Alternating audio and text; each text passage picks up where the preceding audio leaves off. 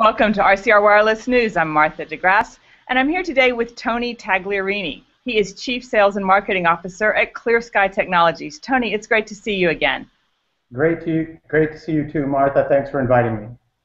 Yeah, thanks for joining us. So today we're going to hear a little bit about your hosted small cell solution for regional operators.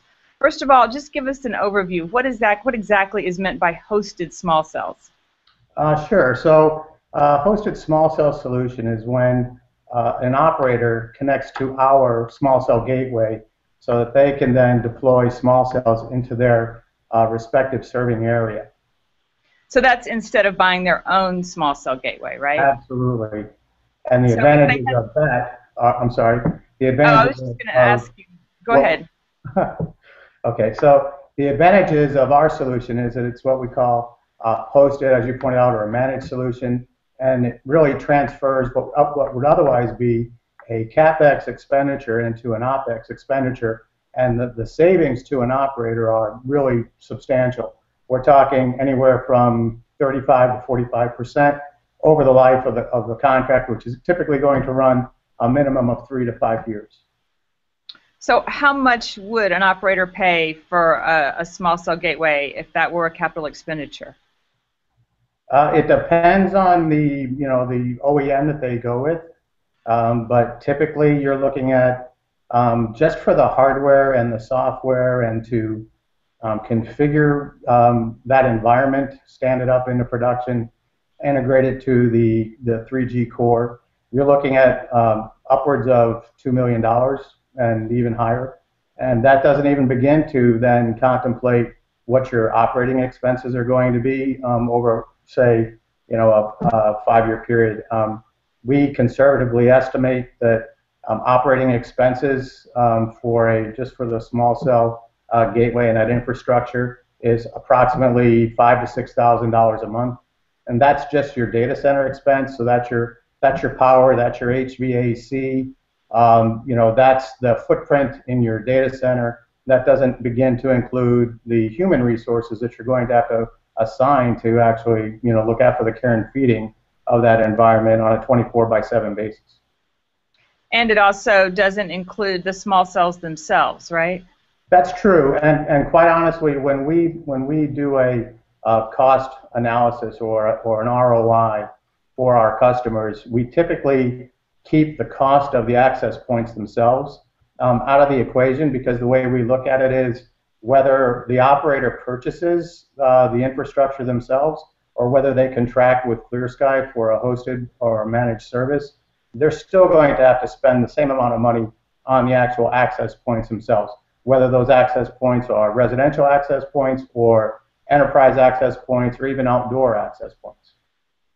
And your gateway is interoperable with the access points from most of the different providers? Because I would think that carriers would want to know if a certain provider's access points are going to work with your hardware.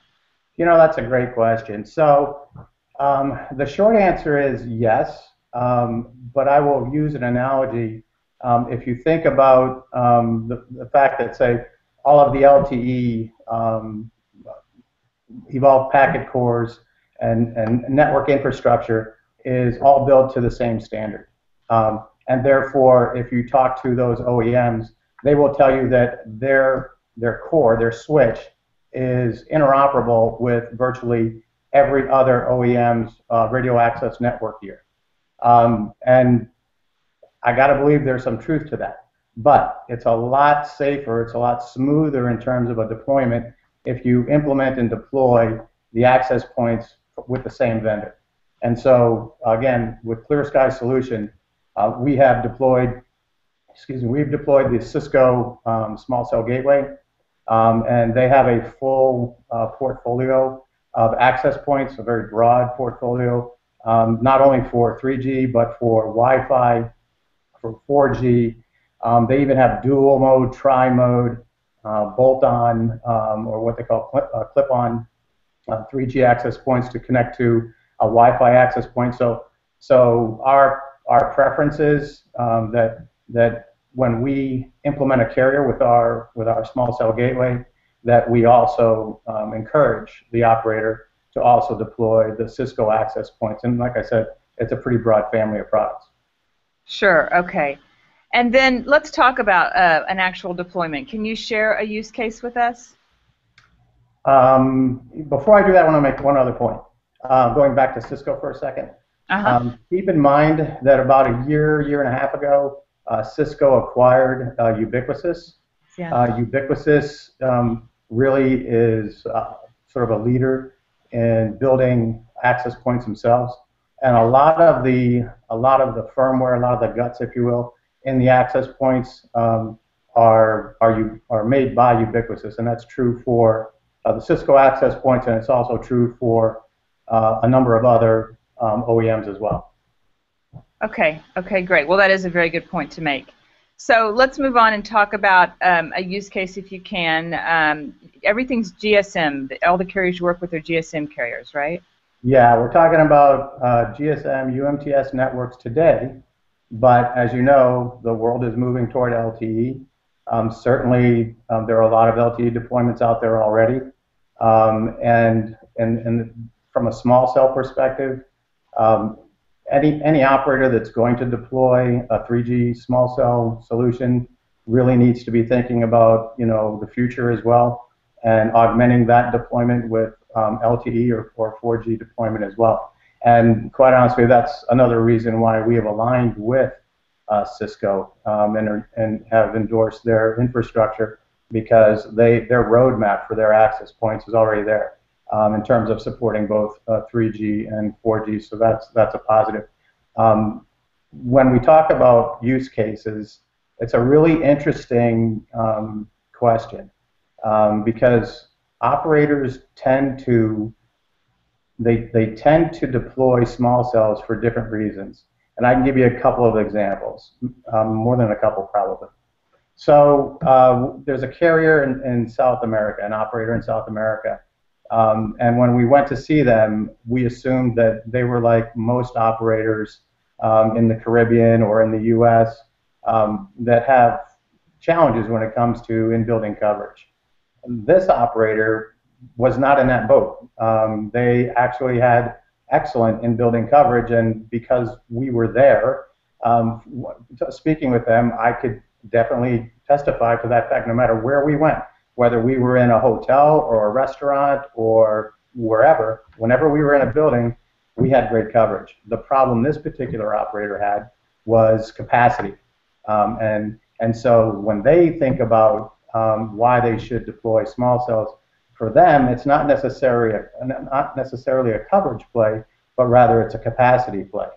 We've got another customer that has an entirely different scenario.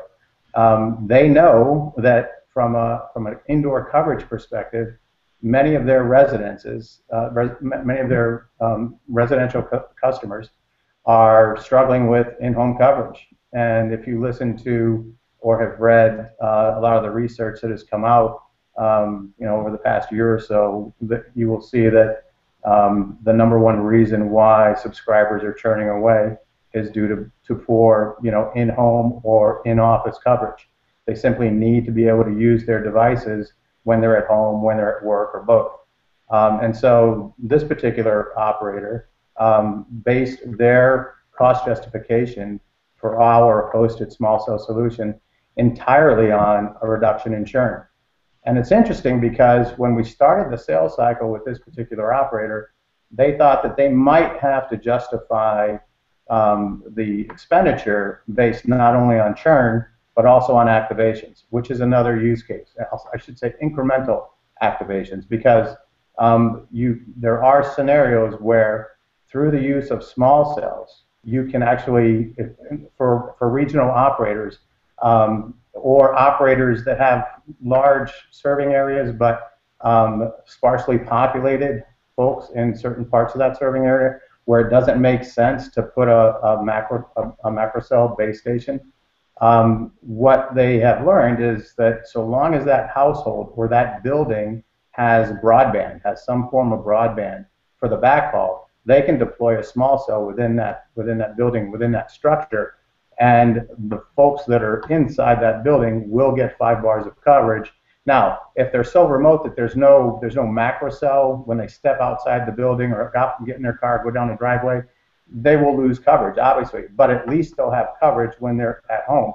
And so that's sort of the activation business model to justify deploying small cells. And so we have found it really pretty interesting because when we first embarked upon this, we really thought as a company that the bigger play was going to be, in-building coverage, because we were hearing that a lot.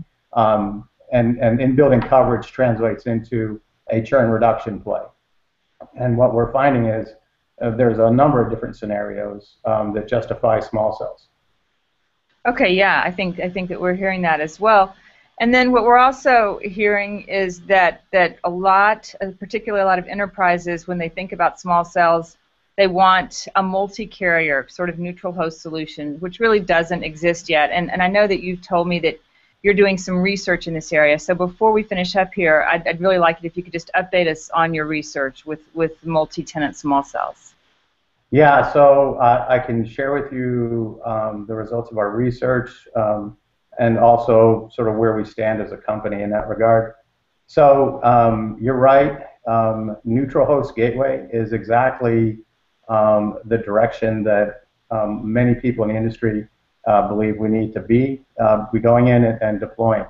ClearSky as a company, we've done some of our own research, and we know for a fact that there are literally hundreds of thousands of buildings that, and this is my term, that can be lit up, right, by enterprise small cells, turned on, if you will, or just supported with small cell technology.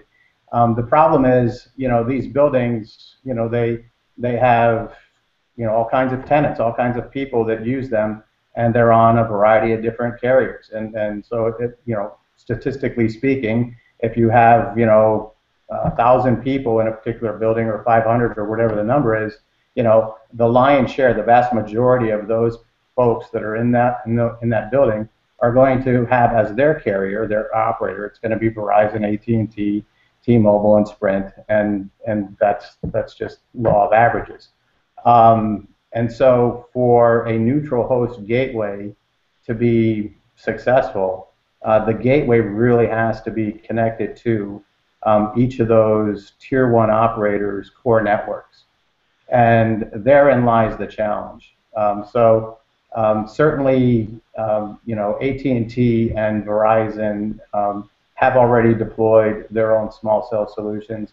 They have their own gateways, but those gateways are just serving their networks. And it's a challenge for the tier 1s as well, because they simply don't have the resources to go to all of the, I'll say, the smaller buildings.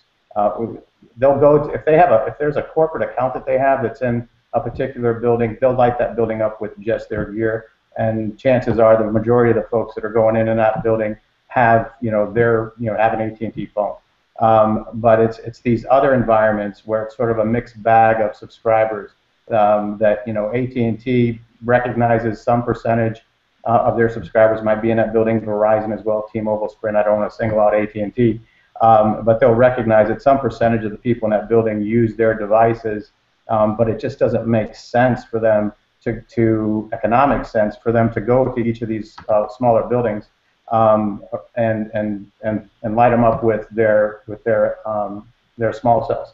And so if a company like a ClearSky can fill that void, can provide that neutral host gateway, and then work with the tier 1 carriers, work with channel partners like a Cisco to actually go to these individual building opportunities with a solution that works for all of the tier 1s, then all of a sudden you've got a real viable solution.